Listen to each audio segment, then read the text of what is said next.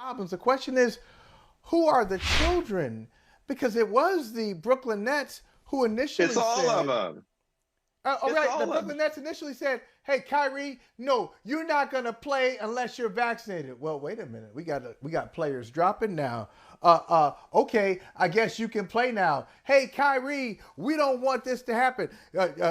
Kevin Durant, you can't run this team. We're going to side with our management team. We have no issues with them. Oh, well, okay, we're 2-5. Bye, Steve Nash. Who are the children in this case? Vinny Yeah, Goodwill of but Yahoo look, Sports.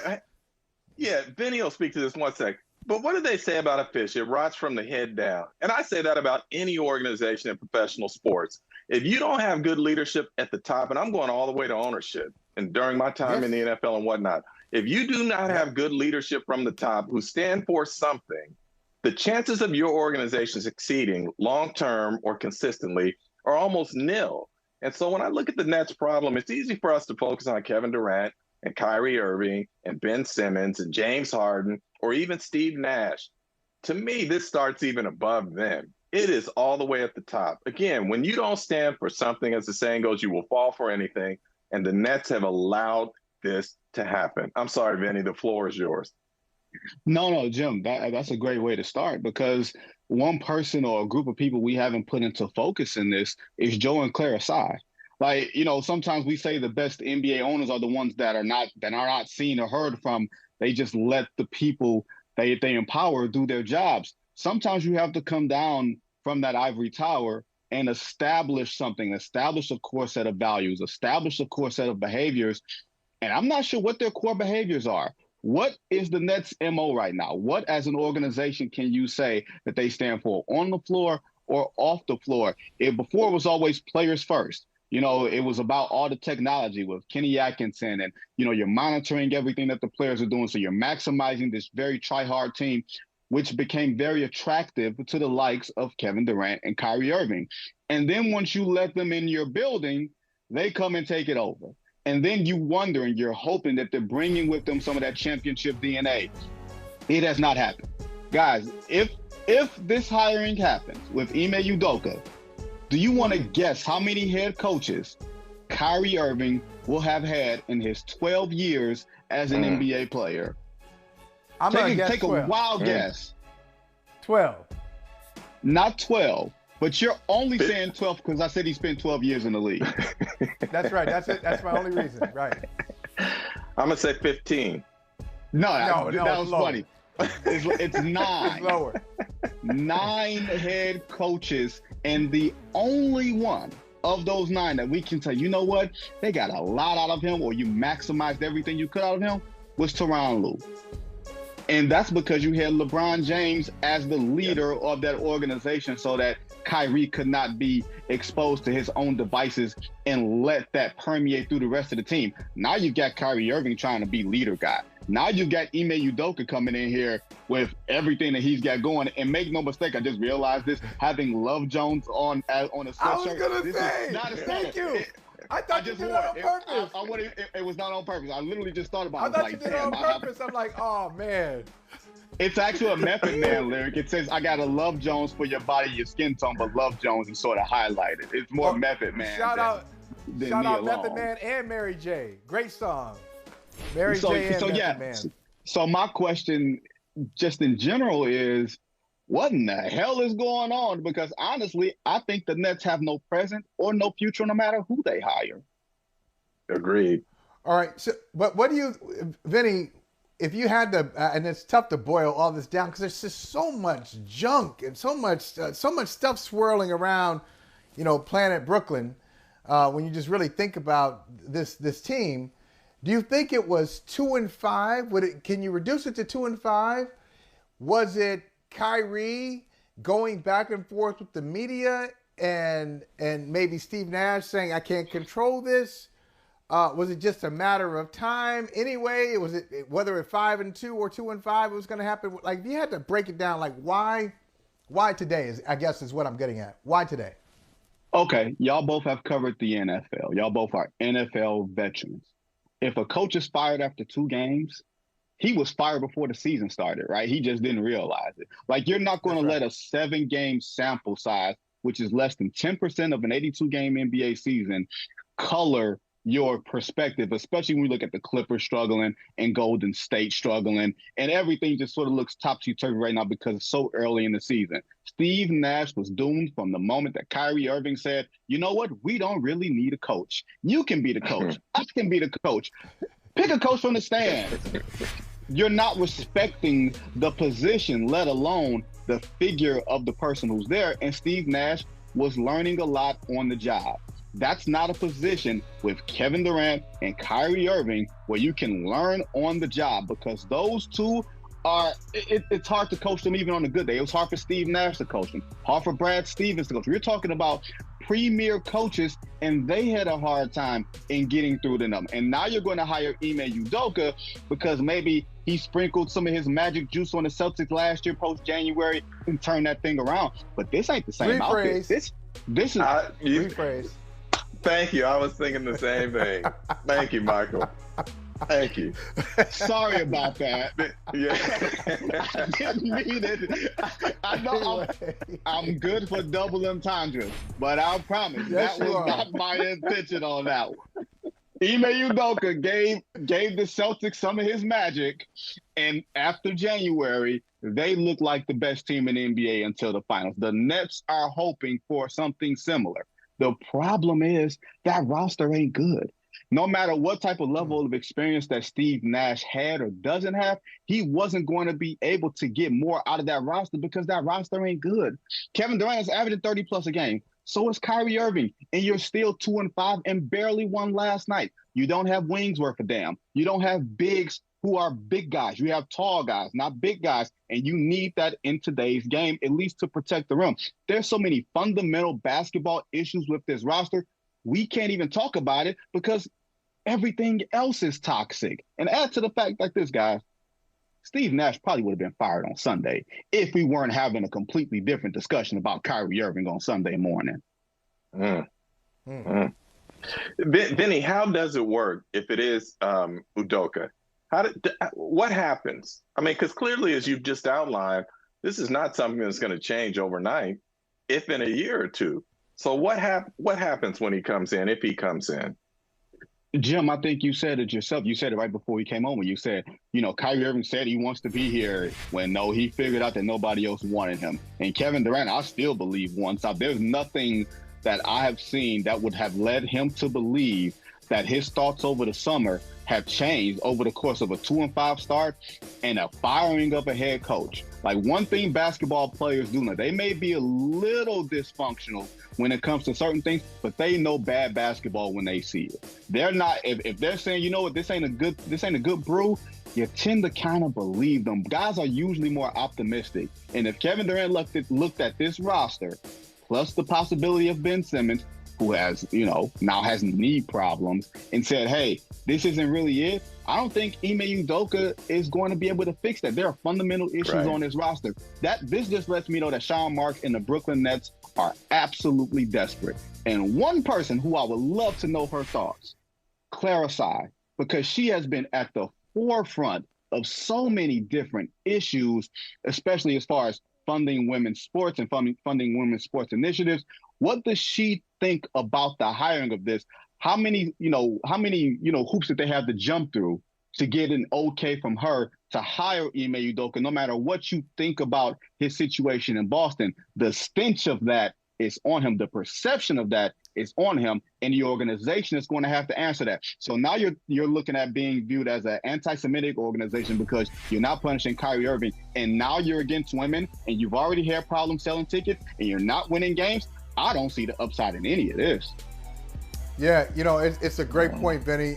Look, Jim and Vinny, if you wanna figure out who the Brooklyn Nets are, this is who they can model themselves after. Not the Las Vegas Raiders, the Oakland Raiders.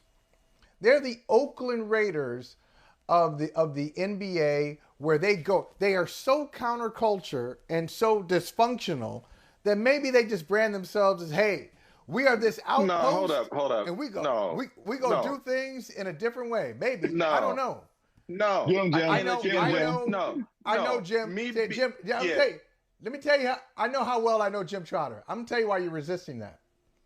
Because Jim Trotter, you're resisting because you know that Al Davis hired the first modern African-American head coach in Art Shell, and he has done he did some good things. But why are you resisting? Tell me why. Not it at all. What you say about Al Davis is absolutely true, but that's not the reason I resisted. As a Bay Area guy, I'm a resisted fundamentally. I'm going to say this to you. The Oakland Raiders, for all of the issues that the outside world think they have, did they take everybody's cast-offs, troublemakers, whatnot? Yes. And when they brought them in, what did they do? They won. They adhered to a culture that said, as John Madden and Al Davis allowed them, do what you do during the week. I just need you to show up on Sunday and be accountable to everybody around you. And what did they do? They did that. They won a Super Bowl in every decade, 70s, 80s, 90s. That was the Raiders. So to compare them to the Brooklyn Nets, I think they missed the 90s. I'm going to say this to you again. I think it's unfair to compare them to the Brooklyn Nets because the Brooklyn Nets haven't won ish. Okay? Right. Those teams, those Raiders teams won. Period. That's a fair point. It's a fair point. I was looking at it from a cast-off point of view only, but in totality, that is a poor analogy, Michael Howley. Do better. Okay. All right. Let me strike it since it's caused so much. And I'm all about bringing people together here. It's all about unity. No. So since it has caused such discord, I'm going to strike it from the record and say this, though. Their dysfunction, whatever their dysfunction level is, just went up a notch. Because they bring in Ime Udoka. That's fine. Ime is a terrific coach. He's a better head coach than Steve Nash. If you're just looking at, in a vacuum, coach versus coach, I'd take Ime over Nash. But we're not looking at it in a vacuum. So what does this, is this, this is going to sound crazy. Ime doesn't have a job right now. He's suspended for a year. His name right now is mud in the NBA, Vinny. But is this, all that being said, is this a good move for him? Is this the job to take? Is this a good job? What other job is there for him to take? Right now, none. But maybe it's better to sit and wait for a better opportunity than to go to the Brooklyn Nets right now. Think about it. Go ahead, Jim. No, I was going to say, go ahead, Jim. You got it.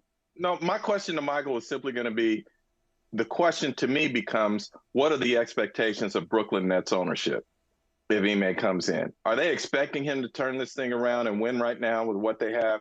Or is there going to be an understanding on the two sides that, you know what, this just doesn't work and we've got to tear this thing down and start over? That would be the question I would have right off the top. It's a well-structured question, but you're talking about the ownership of the Brooklyn Nets. Whatever they tell you ain't worth the paper it's printed on or worth the conversation that it was said in. They're not gonna. They're terrible. It's terrible ownership. What do they say, Michael? That's why you get it in writing. Get it in writing. Okay. What do you think, Vinny? I think I'm messing with you, man. No, I get you. I think it's unfair to expect Ime Udoka to turn this thing around. Absolutely. You're right. He's a better coach. But the one thing the Celtics had, they had a level of organizational structure on the floor and in their building. Now, granted, you can say he tested that organizational structure with some of his behaviors, but they had it to where nobody found out about it until they were ready to suspend him. And to say, is there a better job for him to take? You tell me what world we live in as black men, where you mess up your good job, your really good job, and embarrass a flagship franchise like the Boston Celtics and come out on the other side smelling like a rose.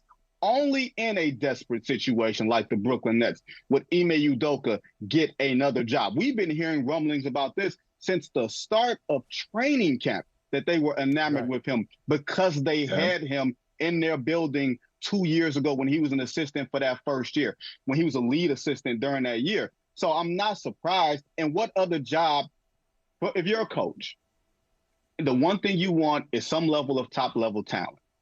Kevin Durant and Kyrie Irving, on paper, are top-level talent. And you believe you're a better coach than Steve Nash. So you're going to think I can turn this thing around. I just turned around the Boston Celtics after we had a slow start and we were stuck in the mud for a couple of seasons at the tail end of Brad Stevens' tenure. There's going to be a little bit of arrogance from a coaching standpoint. Plus, he knows these guys, and he's going to think that he can be that strong figure that is worthy of Kyrie Irving's respect, except no figure has proven himself worthy to be of Kyrie Irving's respect unless you are on YouTube or Amazon Prime. Oh, see, and that's where Vinny. Well, but this is exactly where I was going to agree with Vinny on this point. If Ime believes that, then to me, from a basketball standpoint, he is not as smart of a basketball coach that I believe that he is. Kyrie, nobody has gotten through to Kyrie. Nobody. And to pick up now where we're at, where we have a guy who's putting out things, and he can say that he's not supporting Alex Jones and whatnot, but Kyrie has not had to answer to anybody on this from an organizational standpoint. So if Ime thinks he's going to come in and turn Kyrie around, he just best not take the job, because that's not happening. It's not happening. Well, guess what? If there's one thing that you can say, if there's a team that you want to go to where you want to hide your mess because you're in someone else's mess and people kind of forget, why not go hang around the Brooklyn Nets, baby? Because guess what? That's Kyrie right. Irving's going to say something or do something or not show up to work, and people will forget about affairs that you had or your other activities because there's something a whole lot more pressing in real time. I'm telling you, we haven't even got to the point. How long before Kyrie decides, I don't want to show up for work? Because we know it's going to happen. It's coming. The staycation is coming. A full moon, lunar eclipse, something like that is going to make this dude say, I don't feel like go. I'm surprised he played yesterday because it was Halloween. I was shocked that this man showed up to work. And now he's going to be like Boney T and Boomerang. Remember when Boney T at the beginning, he was like, I've been on time most of the time, even when it rains. Ain't it about time we talk promotion? How you know Kyrie Irving ain't asking to be the head coach? Because he's shown them 7 games of attendance. How do we know that? We don't. Now, let me ask you this, in all seriousness. Uh-oh. Where is the commissioner of the NBA on this issue? When you have, it's like Kyrie was given the grace. The grace that he was given from everybody was, okay, here you go. Here's an opportunity to explain yourself. So here's the grace. We'll let you explain yourself. You'll say you're sorry. You'll say you didn't want to hurt anybody and that the message was lost, and you'll take care of it. He didn't do that. He doubled down. A man talked about having an army behind him when he's accused of being an anti-Semite. He says he's got an army behind him. He's got $4.3 million Twitter followers, and he says he's got an army behind him. Yeah, you got an army, and some of them are half crazy. So where's the commissioner? Some. Yeah, okay. A lot of them. I ain't gonna say all of them, because when he says army, that's a dog whistle. That's a dog whistle to people who say, yes, Kyrie, you're right. And everything he says and everything he promotes, whether he knows it or not, intentionally or unintentionally promotes, those people are right there with them. They were with them on the vaccine. They're with them on these tropes that he's promoting. Why, Vinny? Why hasn't the commissioner said or done something? That dog is barking. That dog is whacking. That dog is doing a whole lot right now, isn't it? And I will tell you this: we as 3 black men, if we were the commissioner of any sports league and someone said something to the equivalent of being anti-black, what would we think? Oh, we got to get this dude out of here now. Adam Silver. You mean like slavery was a choice? Like slavery was. Look, it's hard. It's hard to differentiate Kanye from Kyrie, ain't it? At this point, it's really, really hard to differentiate. And the timing is so peculiar, right? It just seems really, really weird and awkward that all of this is happening 1 week before some other things are supposed to happen. But I'll just let that be. If I'm Adam Silver, and Adam Silver in the NBA league office issued a statement, but they didn't name Kyrie by name, right? They kind of walked it a little bit. They're trying to give him a little grace while also knowing what type of league they're in, while also realizing that they've had players who've said some things that have gone against the pale, not necessarily anti-Semite, but some strong religious things that can be interpreted a certain way. I'm sure you get, like, I remember, people can remember Charlie Ward some years ago saying some things that ruffled some feathers and rubbed people the wrong way a couple of decades ago. So maybe that being the precedent, along with Kyrie only tacitly endorsing it, sort of throwing a rock and hiding his hand, as opposed to truly defending what he's saying, that's a hard precedent for the league to come in and suspend him, although I'm sure there are a lot of people who want to suspend them. Adam Silver is giving Kyrie a lot of grace that I'm not sure that Kyrie Irving deserves or even appreciates. Even if you're not going to suspend him, why not name him by name? That's a great question, Jim. Because you know what? The Brooklyn Nets didn't name him either. And when Joe Tsai made his statement, I believe that the league would have loved to have a sit down with Kyrie Irving, pull him into the office on a Sunday or whenever, was Sunday that the first day, Saturday was the press conference. I believe that Kyrie Irving might have been called into the league office on Sunday morning to have a discussion. And because Kyrie has no back down, that's why he did not talk to the media yesterday, because he's not ready to bow down. He's not ready to say that he, apologizes for anything. I think the league is trying to give him a little more of a, lack of a better phrase, a little more grace and a little more of a leash to try to get him to understand before really coming down on him. Because I'll tell you what, where else can Kyrie Irving play if it does not work in Brooklyn? That's a good question. Well, Vinny, we appreciate you, man. This situation is still fluid. It is fluid. It's always because fluid. We don't know what's going to happen. I was going to ask Jim, why did the Lions trade their tight end, their starting tight end in the division, and why the Green Bay Packers haven't gone out and gotten the wide receiver for Aaron Rodgers? I was going to ask Jim Trotter that today. You got to ask Trotter about the Lions? Hold on. What I'm more concerned about. We just talking about the Brooklyn Nets. How do you fire Aubrey Pleasant? You trying to save your own butt, Dan Campbell? Aubrey Pleasant is a damn good coach, respected by his players, who has brought out the best in players wherever he has been, and you gonna put this on him? You gonna fire him? Because you couldn't contain Jalen Waddle and Tariq Hill. Newsflash, nobody's stopping those dudes. But the Lions are like, DB coach, you're going overboard. Only the Detroit Football Lions. What does Ford stand for, Michael Howley? What does Ford stand for? Found on road dead. That is the Detroit Lions. I love that. Vinny, alive and well. Vinny Goodwill. I love having Vinny on, man. Appreciate you.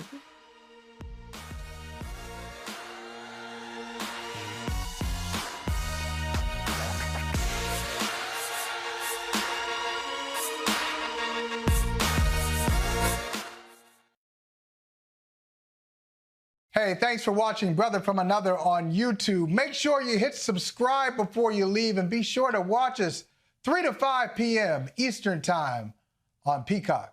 Appreciate you.